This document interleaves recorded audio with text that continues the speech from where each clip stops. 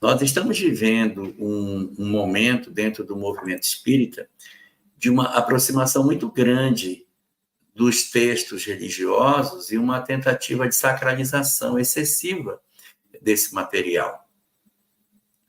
Não estou dizendo para a gente ser desrespeitoso, mas a gente tem que tomar cuidado para que a gente não se aproxime desses textos como se eles fossem um manancial de material absolutamente concernente com a mensagem espírita.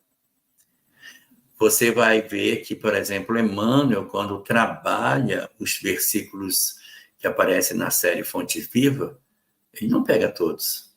Ele pega um aqui e pega um outro lá. E não trabalha todos. E ele não trabalha de maneira sequencial versículos das cartas de Paulo. Ele pega um daqui e pega um de lá. Quando ele pega algum versículo mais polêmico, ele pega o versículo e dá uma visão mais espiritual do texto, e não uma visão mais literal do que o texto tem, que é uma interpretação que ele está fazendo. Mas é muito importante que a gente não queira pegar o texto e dizer assim, não, mas aqui está dito isso, e aí, como é que fica? E aí, como é que fica do jeito que está, uai? Por quê? O texto, os evangelhos, eles passaram por 7 etapas. 7. Etapa número 1, Jesus falava e não tinha nada escrito. Etapa 2, Jesus desencarnado, não tinha nada escrito. Etapa 3, Jesus desencarnado e os textos escritos por pessoas que a gente não sabe quem são. A gente atribui a Mateus, atribui a João, mas a gente não tem essa convicção. Ninguém tem essa certeza. A gente admite que, mas ninguém sabe. Essa seria uma terceira fase. A quarta fase é a fase na qual esse texto, que nós não sabemos quem escreveu, esse texto é replicado, copiado. Quem me garante que quem copiou tudo? Quem garante que a gente não tem nesses textos algum tipo de desvio das coisas que estavam na essência? Eu não sei nem se quem fez estava correto, não sei nem se quem fez é a pessoa a quem se atribui o texto, e esse texto foi copiado. Isso numa fase 4. Numa fase 5, esses textos são admitidos como sendo canônicos. Dos vários evangelhos, escolheu-se 4. E os outros, o que tem? Então, nós temos uma nova fase na qual o texto é admitido, sei lá se quando foi admitido, se pegaram os que eram mais legítimos ou não, se quem admitiu o legítimo pegou a cópia mais adequada, eu também não sei. Aí vem a fase 6, em que o texto passa 1000 anos sendo copiado dentro das instituições religiosas. Desde os anos 300 até 1320 e pouco, que é quando surge a imprensa. Então, são 1000 anos copiando. Tudo bem, era o texto que já estava canônico. Mas quem garante que esse texto canônico não teve nenhum tipo de adulteração?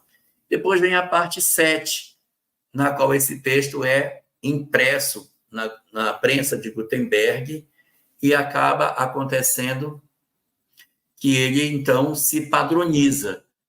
Mas essa padronização ainda vai encontrar fases posteriores, que são as fases das tradução da tradução. Para quem não sabe, a grande tradução da Bíblia para o português, de João Ferreira de Almeida, que todo mundo usa, ele traduziu do holandês. O texto saiu do original, foi para o holandês. E o João Ferreira de Almeida pegou do holandês e trouxe para o português. Ele não trouxe o original. Tem outros que vieram do original. A de Zamenhof, em Esperanto, sai do original para o Esperanto. A de João Ferreira de Almeida vem do holandês, tá? Só para a gente refletir sobre essas questões. Não estou querendo desconstruir a importância do Evangelho, até porque as lições de Jesus estão ali. Tanto que Kardec, quando se debruça sobre isso, diz: vamos olhar os aspectos aspectos morais do Evangelho, que é o que nos importa. Senão a gente vai ficar aqui a noite inteira debatendo uma palavra no grego, no latim, não sei o quê, no hebraico, e perdendo tempo e a nossa vida vivendo uma série de dramas e eu querendo discutir a essencialidade de uma palavra no contexto hermenêutico de quando ela foi produzida e a gente vai reeditar o farisaísmo, né? E o que a gente quer é deixar o farisaísmo para trás. Mas Caibar Schutel, em Parábolas e Ensinos de Jesus, trabalhou várias passagens evangélicas, não foi? Sem dúvida nenhuma. Tem ver Emmanuel e... Mas o que ele estudava nas parábolas? Os ensinos das parábolas. Caibar Schutel também fez uma obra chamada Análise Sintética do Apocalipse. Um livro bem fininho, tem 61 páginas, em que ele analisa o Apocalipse.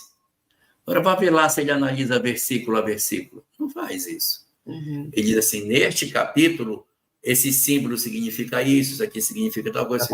Mas tem muitos símbolos que ele não fala. Porque nessa análise, a interpretação, dessa interpretação sintética do Apocalipse, ele não fala de tudo. Não é, ou seja, versículo tal, esse aqui, versículo tal. Não tem isso. Ele pega um bloco de versículos, olha, aqui tem uns símbolos interessantes, mas tem muita coisa lá que ele não vai abordar. Por quê? Porque ele não vai abordar. Ele vai pegar os pontos que são essenciais. Senão a gente vai ficar fazendo exegese de texto espírita, texto bíblico, e nós corremos o risco de entrarmos num chamado movimento de distração, que Joana de Ângeles fala, que a gente pensa que está andando, está virando em círculo. Está se aprofundando num conhecimento que não me transforma. Não é? O cara fica 1h30 dentro de uma reunião para discutir se Paulo de Tarso caiu de um camelo ou se ele caiu de um cavalo. Não dá para a gente perder tanto tempo discutindo questões que não são práticas para a nossa vida. Eu preciso discutir aquilo que me transforma. Então, estudar para me transformar. Conhecer para levar para a vida prática. Conhecer para não levar não adianta. Por exemplo, a gente está fazendo esse estudo aqui.